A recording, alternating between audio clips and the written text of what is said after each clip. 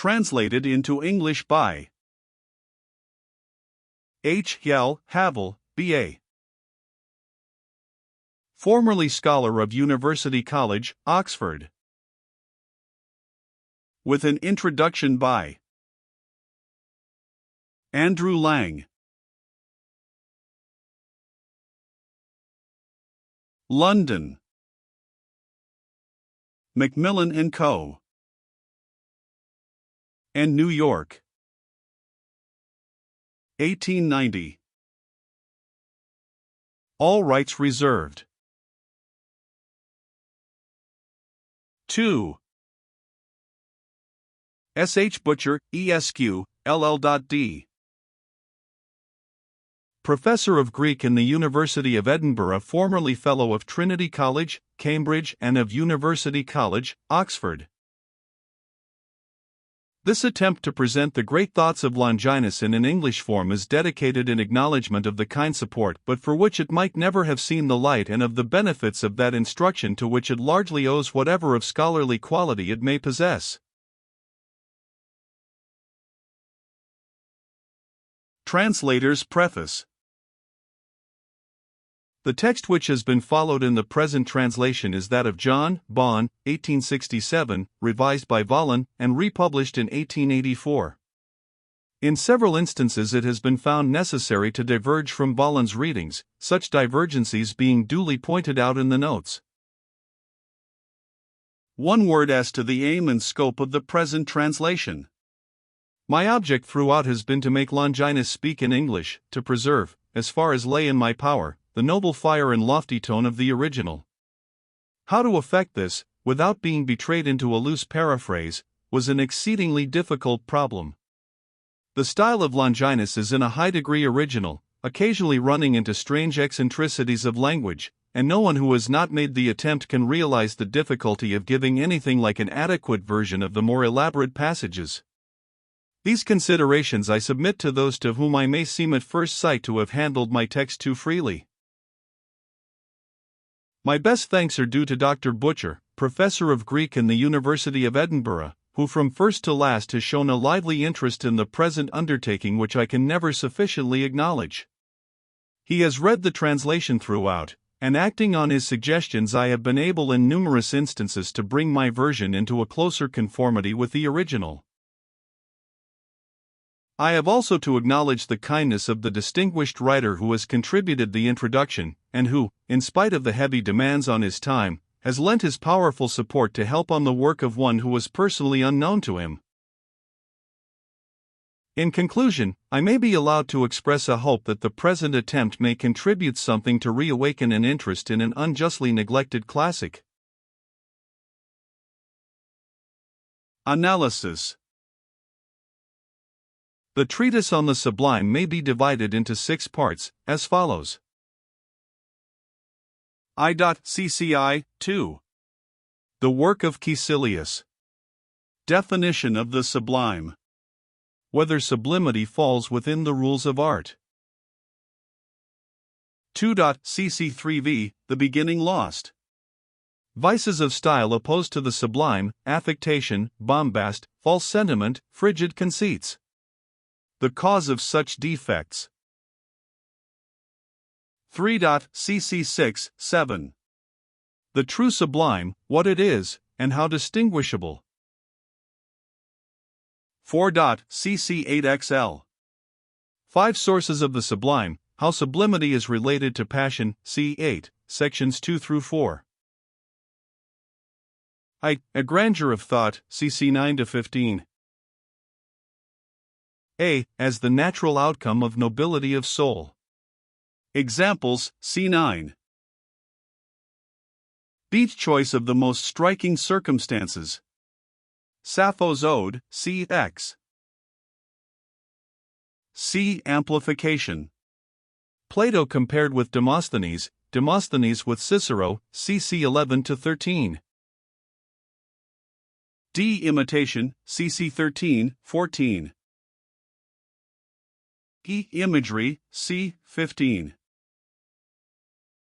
2. Power of moving the passions, omitted here, because dealt with in a separate work. 3. Figures of speech, cc 16 to 29. The figure of adjuration, c. 16. The art to conceal art, c. 17. B. Rhetorical question, c. 18. C. Asyndeton, c. 19 to 21.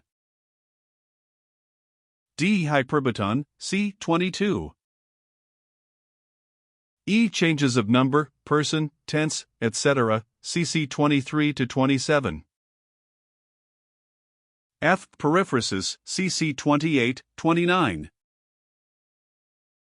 4. Graceful expression, cc XXX 32 and 37, 38. A. Choice of words, c. XXX. B. Ornaments of style, cc 31, 32, and 37, 38. Alpha. On the use of familiar words, c. 31. Beta. Metaphors, accumulated, extract from the Timaeus, abuse of metaphors, certain tasteless conceits blamed in Plato, c. 32. Hence arises a digression, cc 33 to 36, on the spirit in which we should judge of the faults of great authors.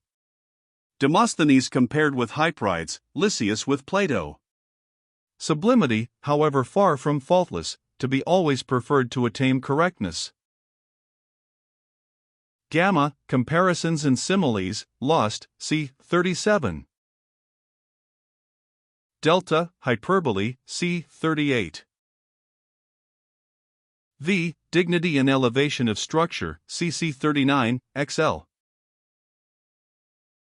Modulation of syllables, c. 39. B. A composition, c. xl. V. CC's Life 43. Vices of style destructive to sublimity. I. Abuse of rhythm. 2. Broken and jerky clauses.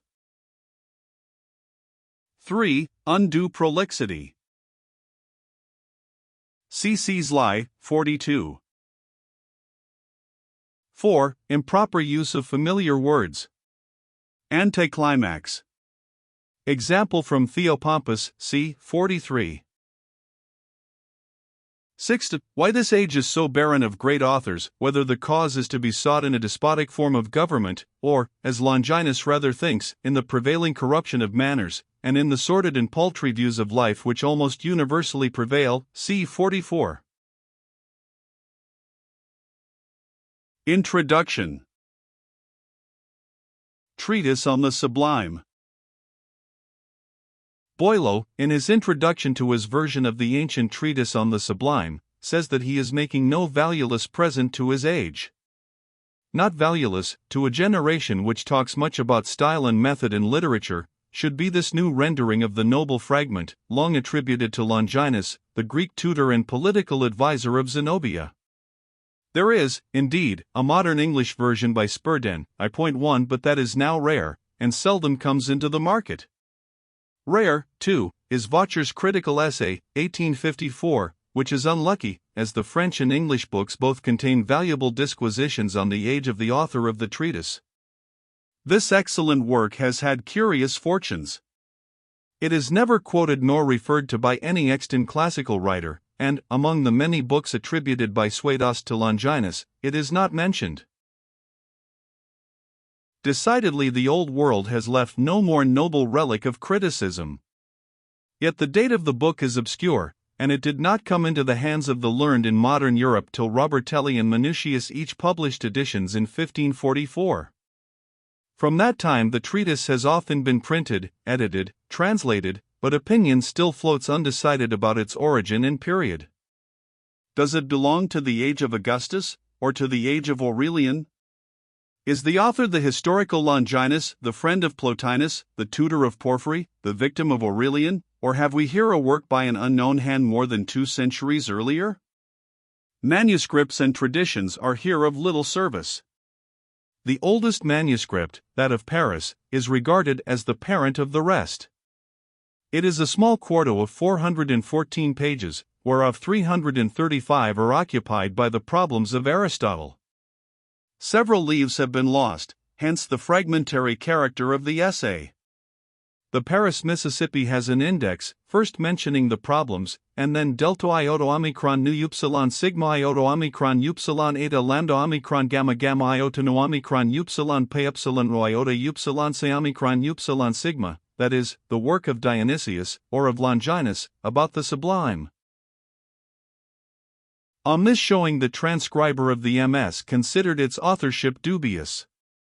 Supposing that the author was Dionysius, which of the many writers of that name was he? Again, if he was Longinus, how far does his work tally with the characteristics ascribed to that late critic, and peculiar to his age? About this Longinus, while much is written, little is certainly known. Was he a descendant of a freedman of one of the Cassii Lonini, or of an Eastern family with a mixture of Greek and Roman blood? The author of the treatise avows himself a Greek, and apologizes, as a Greek, for attempting an estimate of Cicero. Longinus himself was the nephew and heir of Fronto, a Syrian rhetorician of Emesa. Whether Longinus was born there or not, and when he was born, are things uncertain.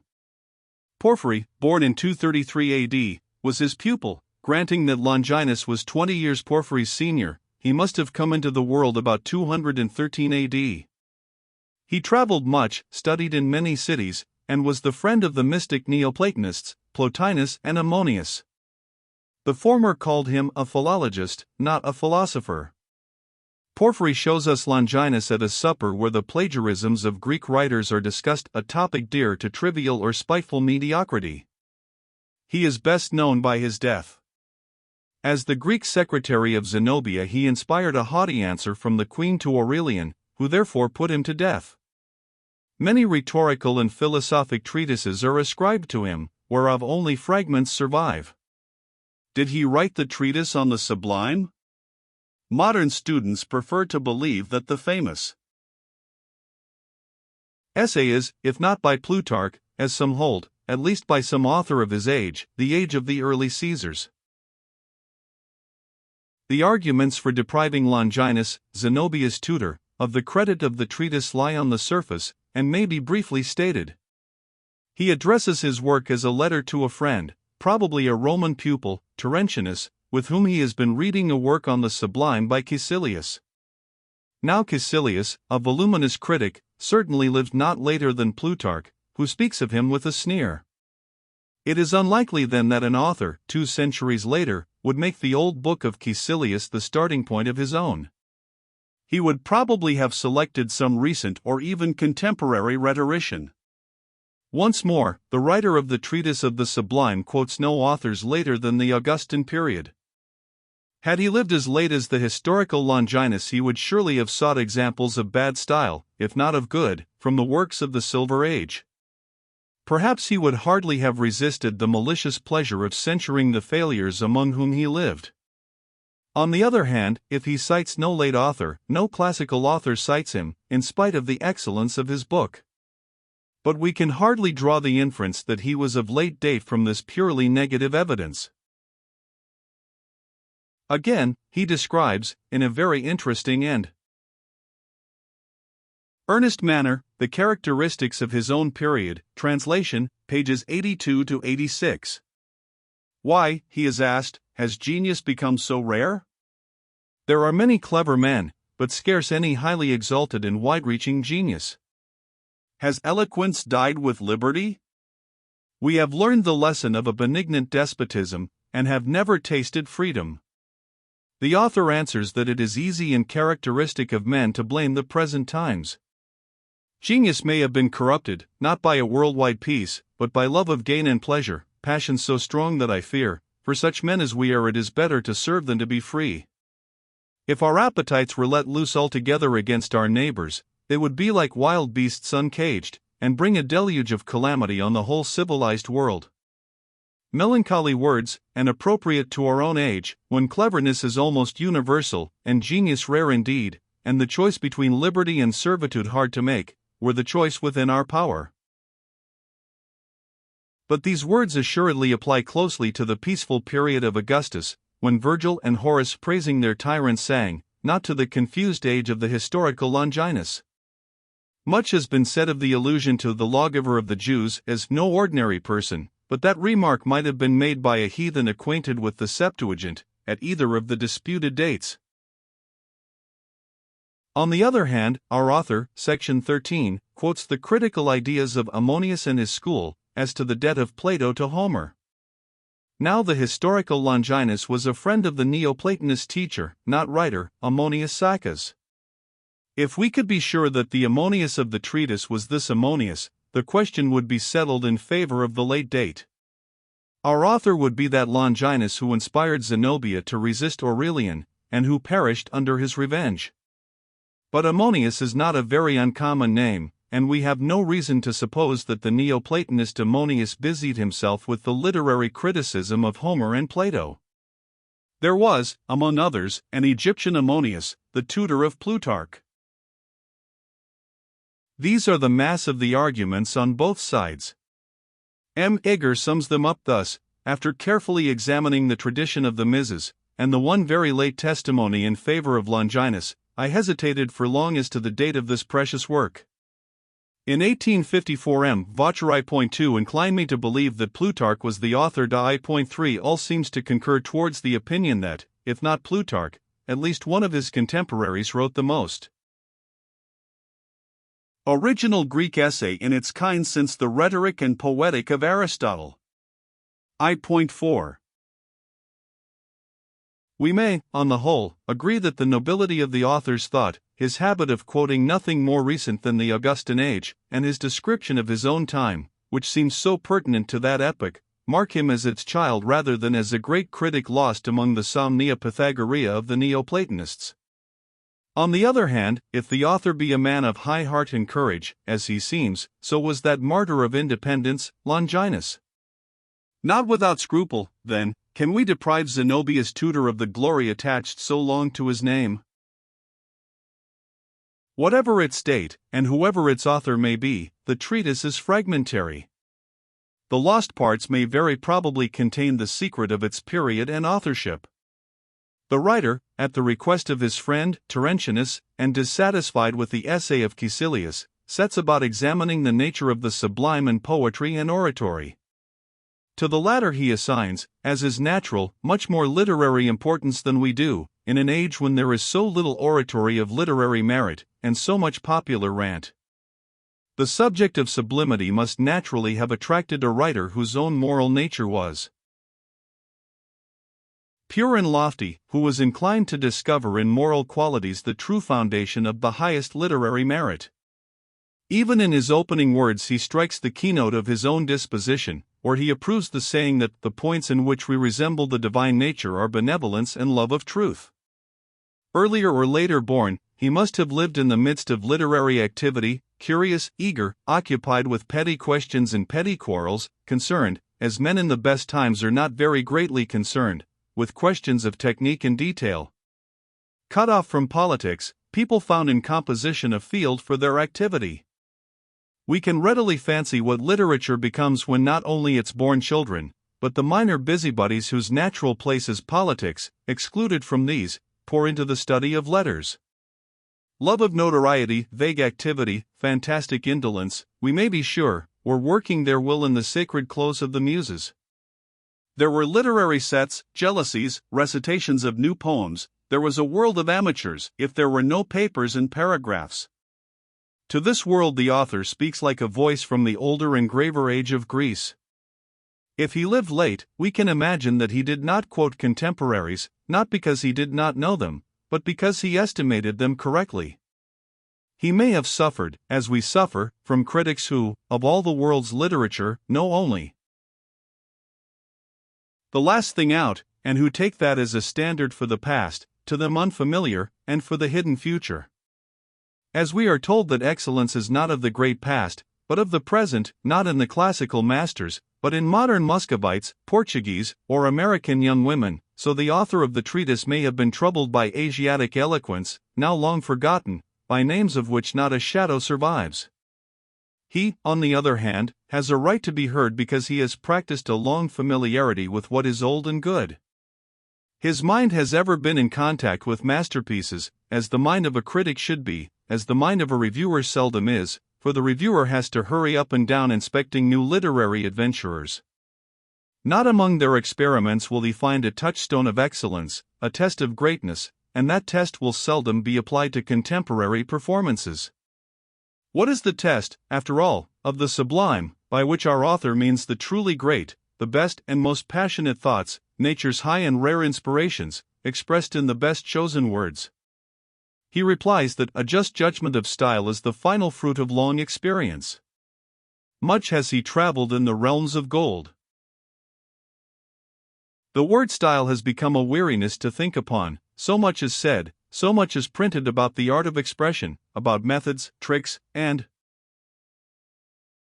turns, so many people, without any long experience, set up to be judges of style, on the strength of having admired 2 or 3 modern and often rather fantastic writers. About our author, however, we know that his experience has been long, and of the best, that he does not speak from a hasty acquaintance with a few contemporary precious and preciouses.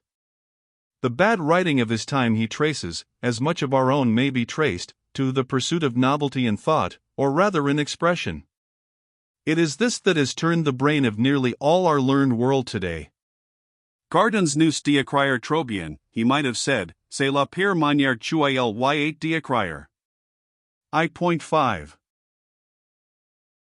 The sublime, with which he concerns himself, is a certain loftiness and excellence of language, which takes the reader out of himself. The sublime, acting with an imperious and irresistible force, sways every reader whether he will or no. In its own sphere, the sublime does what natural magic does in the poetical rendering of nature, and perhaps in the same scarcely to be analyzed fashion. Whether this art can be taught or not is a question which the author treats with modesty. Then, as now, people were denying, and not unjustly, that this art can be taught by rule. The author does not go so far as to say that criticism, unlike justice, does little evil, and little good, that is, if to entertain for a moment delicate and curious minds is to do little good. He does not rate his business so low as that. He admits that the inspiration comes from genius, from nature. But an author can only learn from art when he is to abandon himself to the direction of his genius. Nature must burst out with a kind of fine madness and divine inspiration. The madness must be fine. How can art aid it to this end? By knowledge of, by sympathy and emulation with, the great poets and prose writers of the past. By these we may be inspired, as the Pythoness by Apollo. From the genius of the past an effluence breathes upon us. The writer is not to imitate, but to keep before him the perfection of what has been done by the greatest poets. He is to look on them as beacons, he is to keep them as exemplars or ideals. He is to place them as judges of his work. How would Homer, how would Demosthenes, have been affected by what I have written? This is practical counsel, and even the most florid modern author, after polishing a paragraph, may tear it up when he has asked himself, what would Addison have said about this eloquence of mine, or Saint Beuve, or Mr. Matthew Arnold? In this way what we call inspiration, that is the performance of the heated mind, perhaps working at its best, perhaps overstraining itself, and overstating its idea, might really be regulated. But they are few who consider so closely, fewer perhaps they who have the heart to cut out their own fine or refine things. Again, our author suggests another criterion. We are, as in Lamb's phrase, to write for antiquity, with the souls of poets dead and gone for our judges.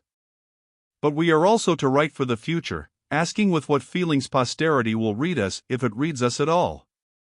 This is a good discipline. We know by practice what will hit some contemporary tastes, we know the measure of smartness, say, or the delicate flippancy, or the sentence with a dying fall. But one should also know that these are fancies of the hour, these and the touch of archaism, and the spinster-like and artificial precision, which seem to be points in some styles of the moment. Such reflections as our author bids us make, with a little self-respect added, may render our work less popular and effective, and certainly are not likely to carry it down to remote posterity. But all such reflections, and action in accordance with what they teach, are elements of literary self-respect. It is hard to be conscientious, especially hard for him who writes much, and of necessity, and for bread. But conscience is never to be obeyed with ease, though the ease grows with the obedience. The book attributed to Longinus will not have missed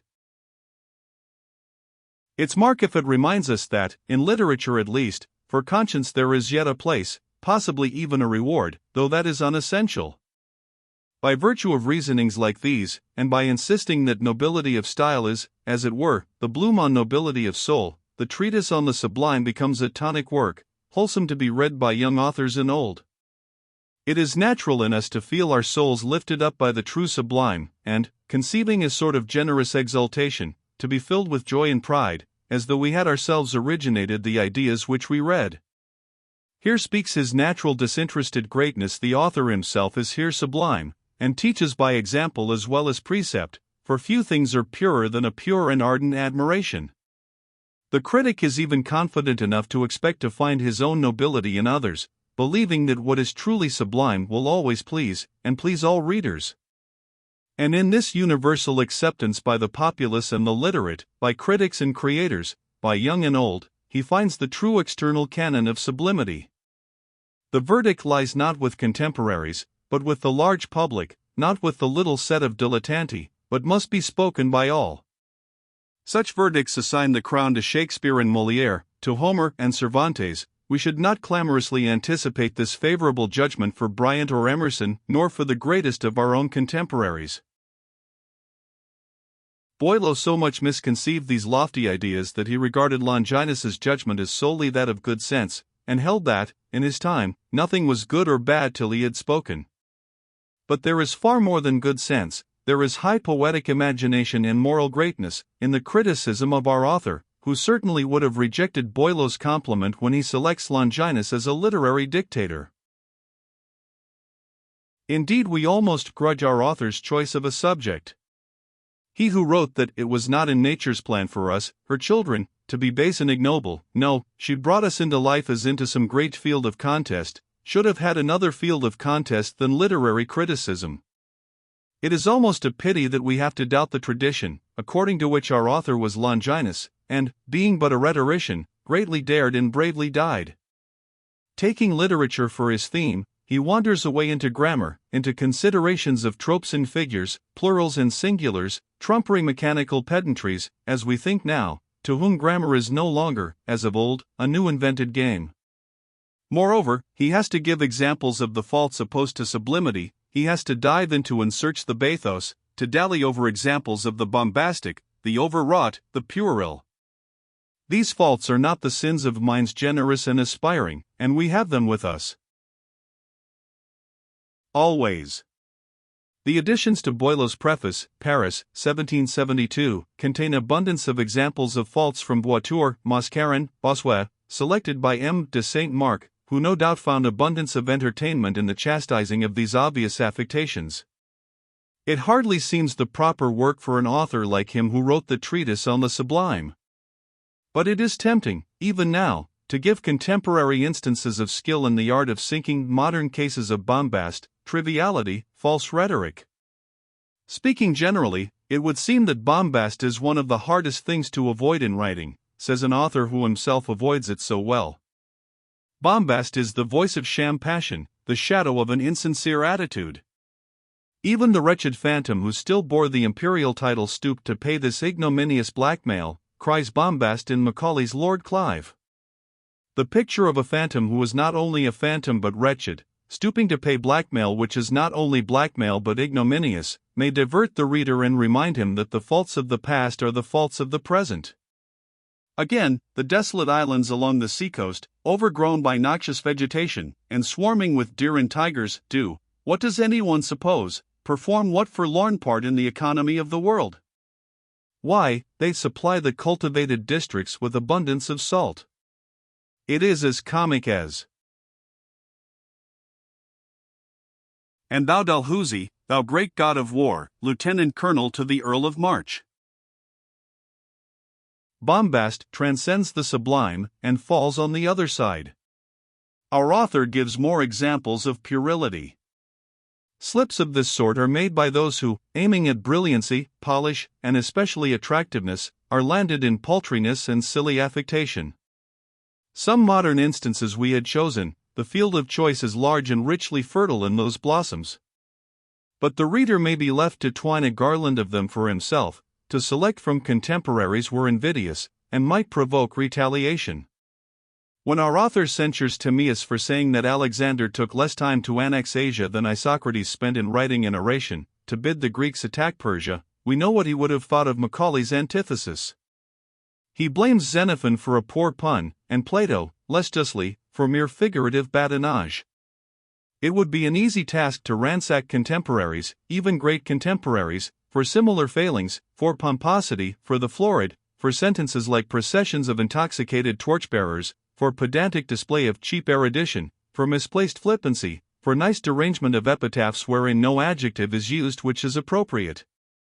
With a library of cultivated American novelists and uncultivated English romancers at hand, with our own voluminous essays, and the essays and histories and art criticisms of our neighbors to draw from, no student need lack examples of what is wrong. He who writes, reflecting on his own innumerable sins, can but beat his breast, cry mea culpa, and resist the temptation to beat the breasts of his coevals. There are not many authors, there have never been many, who did not need to turn over the treatise of the Sublime by day and night to I.6. As a literary critic of Homer, our author is most interesting even in his errors. He compares the poet of the Odyssey to the sunset. The Iliad is noonday work, the Odyssey is touched with the glow of evening, the softness and the shadows. Old age naturally leans, like childhood, towards the fabulous. The tide has flowed back, and left dim bulks of things on the long shadowy sands. Yet he makes an exception, oddly enough, in favor of the story of the Cyclops, which really is the most fabulous and crude of the fairy tales and the first and greatest of romances. The slaying of the wars. That admirable fight, worthy of a saga, he thinks too improbable, and one of the trifles into which second childhood is apt to be betrayed. He fancies that the aged Homer had lost his power of depicting the passions. In fact, he is hardly a competent or sympathetic critic of the Odyssey. Perhaps he had lived among Romans till he lost his sense of humor, perhaps he never had any to lose. On the other hand, he preserved for us that inestimable and not to be translated fragment of Sappho, phi alpha nu epsilon to alpha mu omicron iota kappa nu omicron sigma omicron theta epsilon omicron sigma iota nu. It is curious to find him contrasting Apollonius Rhodius as faultless, with Homer as great but faulty. The faultlessness of Apollonius is not his merit, for he is often tedious, and he has little skill in selection. Moreover, he is deliberately antiquarian, if not pedantic. His true merit is in his original and, as we think, modern telling of a love tale, pure, passionate, and tender, the first in known literature. Medea is often sublime, and always touching. But it is not on these merits that our author lingers. He loves only the highest literature, and, though he finds spots on the sun and faults in Homer, he condones them as oversights past in the poet's contempt of little things.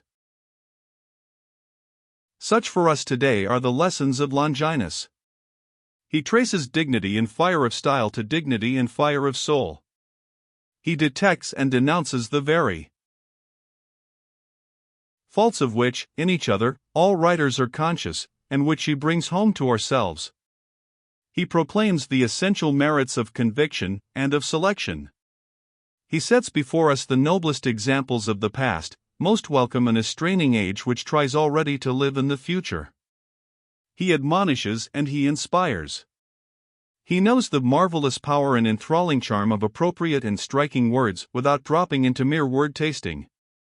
Beautiful words are the very light of thought, he says, but does not maunder about the color of words, in the style of the decadents. And then he leaves this generation to its fate, and calmly turns himself to the work that lies nearest his hand. To us he is as much a moral as a literary teacher. We admire that Roman greatness of soul in a Greek, and the character of this unknown man, who carried the soul of a poet, the heart of a hero under the gown of a professor.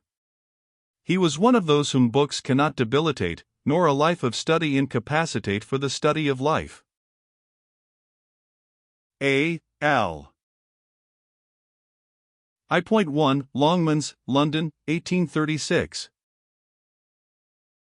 I.2 Étude critique sur la traite du sublime et les secrets de Longinus. Geneva. I.3 See also M. Naudet, Journal de Savants, Mars 1838, and M. Jaeger, in the same journal, May 1884. I.4 A. Jaeger, Histoire de la critique chez les Grecs, page 426. Paris, 1887. I.5 M. Anatole, France.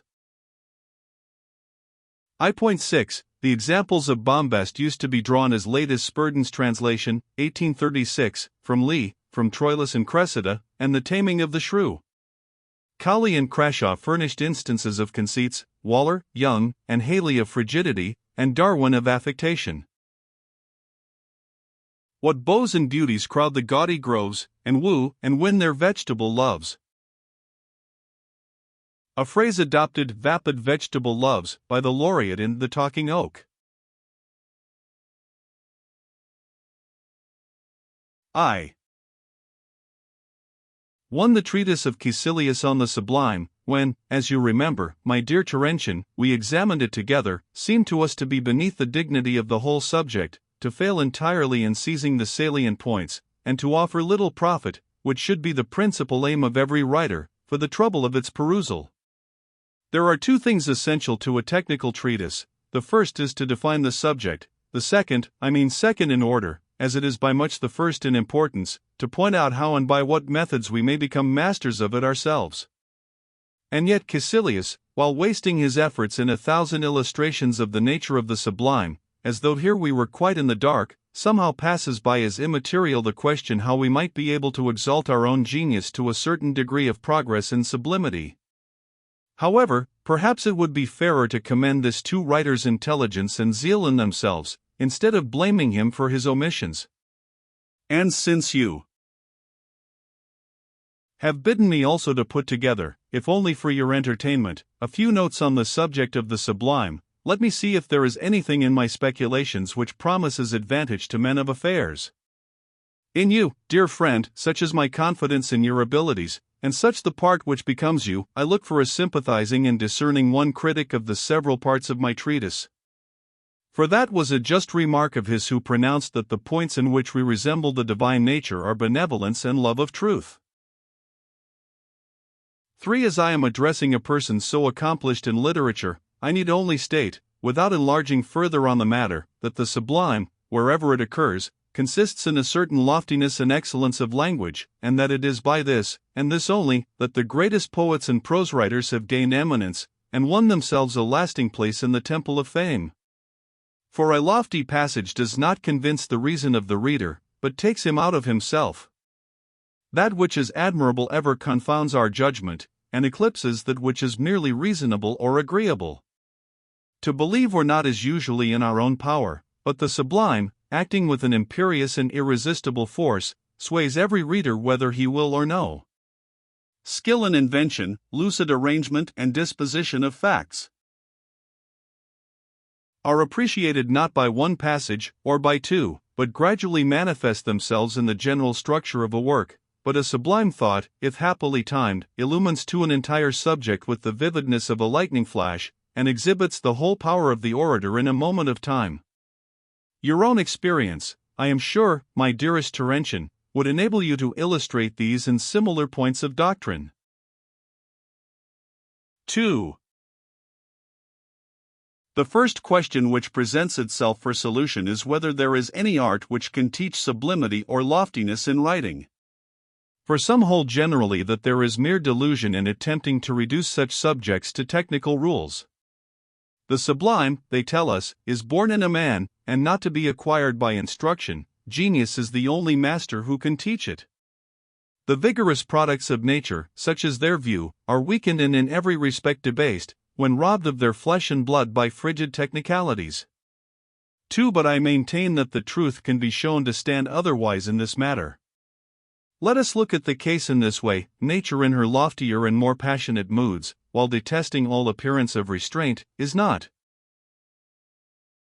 wont to show herself utterly wayward and reckless, and though in all cases the vital informing principle is derived from her, yet to determine the right degree and the right moment, and to contribute the precision of practice and experience, is the peculiar province of scientific method. The great passions, when left to their own blind and rash impulses without the control of reason, are in the same danger as a ship let drive at random without ballast. Often they need the spur, but sometimes also the curb.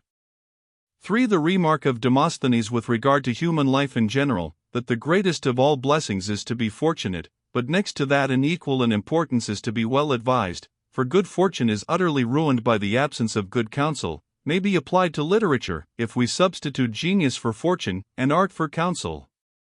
Then, again, and this is the most important point of all, a writer can only learn from art when he is to abandon himself to the direction of his genius. Point 3. These are the considerations which I submit to the unfavorable critic of such useful studies. Perhaps they may induce him to alter his opinion as to the vanity and idleness of our present investigations. 3. And let them check the stove's long tongues of fire, for if I see one tenant of the hearth, I'll thrust within one curling torrent flame, and bring that roof and ashes to the ground. But now not yet is sung my noble lay. 4. Such phrases cease to be tragic, and become burlesque. I mean phrases like curling torrent flames and vomiting to heaven, and representing Boreas as a piper, and so on. Such expressions, and such images, produce an effect of confusion and obscurity, not of energy, and if each separately be examined under the light of criticism, what seemed terrible gradually sinks into absurdity. Since then, even in tragedy, where the natural dignity of the subject makes a swelling diction allowable, we cannot pardon a tasteless grandiloquence, how much more incongruous must it seem in sober prose?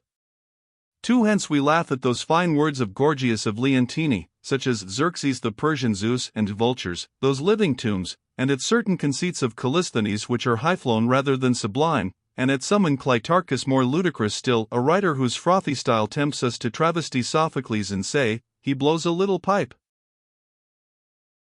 and blows it ill. The same faults may be observed in Amphicrates and Hegesias and Matries, who in their frequent moments, as they think, of inspiration, instead of playing the genius are simply playing the fool. 3. Speaking generally, it would seem that bombast is one of the hardest things to avoid in writing. For all those writers who are ambitious of a lofty style, through dread of being convicted of feebleness and poverty of language, slide by a natural gradation into the opposite extreme. Who fails in great endeavor, nobly fails, is their creed. For now bulk, when hollow and affected, is always objectionable, whether in material bodies or in writings, and in danger of producing on us an impression of littleness. Nothing, it is said, is drier than a man with the dropsy. The characteristic, then, of bombast is that it transcends the sublime, but there is another fault diametrically opposed to grandeur. This is called puerility, and it is the failing of feeble and narrow minds, indeed, the most ignoble of all vices in writing. By puerility we mean a pedantic habit of mind, which by over-elaboration ends in frigidity. Slips of this sort are made by those who, aiming at brilliancy, polish, and especially attractiveness, are landed in paltriness and silly affectation. 5. Closely associated with this is a third sort of vice, in dealing with the passions, which Theodorus used to call false sentiment, meaning by that an ill-timed and empty display of emotion, where no emotion is called for, or of greater emotion than the situation warrants. Thus we often see an author hurried by the tumult of his mind into tedious displays of mere personal feeling which has no connection with the subject. Yet how justly ridiculous must an author appear, whose most violent transports leave his readers quite cold. However, I will dismiss this subject, as I intend to devote a separate work to the treatment of the pathetic in writing. 4. The last of the faults which I mentioned is frequently observed in Timaeus, I mean the fault of frigidity. In other respects he is an able writer, and sometimes not unsuccessful in the loftier style, a man of wide knowledge, and full of ingenuity, a most bitter critic of the failings of others, but unhappily blind to his own. In his eagerness to be always striking out new thoughts he frequently falls into the most childish absurdities. I will only instance one or two passages, as most of them have been pointed out by Caecilius. Wishing to say something very fine about Alexander the Great, he speaks of him as a man who annexed the whole of Asia in fewer years than Isocrates spent in writing his panegyric oration in which he urges the Greeks to make war on Persia. How strange is the comparison of the great Emathian conqueror with an Athenian rhetorician! By this mode of reasoning it is plain that the Spartans were very inferior to Isocrates in courage, since it took them 30 years to conquer Messene, while he finished the composition of this harangue in 10. 3. Observe, 2. His language on the Athenians taken in Sicily. They paid the penalty for their impious outrage on Hermes in mutilating his statues, and the chief agent in their destruction was one who was descended on his father's side from the injured deity Hermocrates, son of Hermon. I wonder, my dearest Terentian, how he omitted to say of the tyrant Dionysius that for his impiety towards Zeus and Heracles he was deprived of his power by Dion and Heraclides. For yet why speak of Timaeus, when even men like Xenophon and Plato, the very demigods of literature, though they had sat at the feet of Socrates, sometimes forgot themselves in the pursuit of such paltry conceits? The former, in his account of the Spartan polity, has these words: their voice you would no more hear than if they were of marble, their gazes as immovable as if they were cast in bronze, you would deem them more modest than the very maidens in their eyes. 5. To speak of the pupils of the eye as modest maidens was a piece of absurdity becoming Amphicrates 6 rather than Xenophon. And then what a strange delusion to suppose that modesty is always without exception expressed in the eye. Whereas it is commonly said that there is nothing by which an impudent fellow betrays his character so much as by the expression of his eyes. Thus Achilles addresses Agamemnon in the Iliad as drunkard, with eye of dog. 7.5 Timaeus, however, with that want of judgment which characterizes plagiarists, could not leave to Xenophon the possession of even this piece of frigidity. In relating how Agathocles carried off his cousin, who was wedded to another man, from the festival of the unveiling, he asks, who could have done such a deed, unless he had harlots instead of maidens in his eyes? 6. And Plato himself, elsewhere so supreme a master of style, meaning to describe certain recording tablets, says, they shall write, and deposit in the temples memorials of cypress wood. 8. And again, then concerning walls, Megillus, I give my vote with Sparta that we should let them lie asleep within the ground, and not awaken them. 9.7. And Herodotus falls pretty much under the same censure.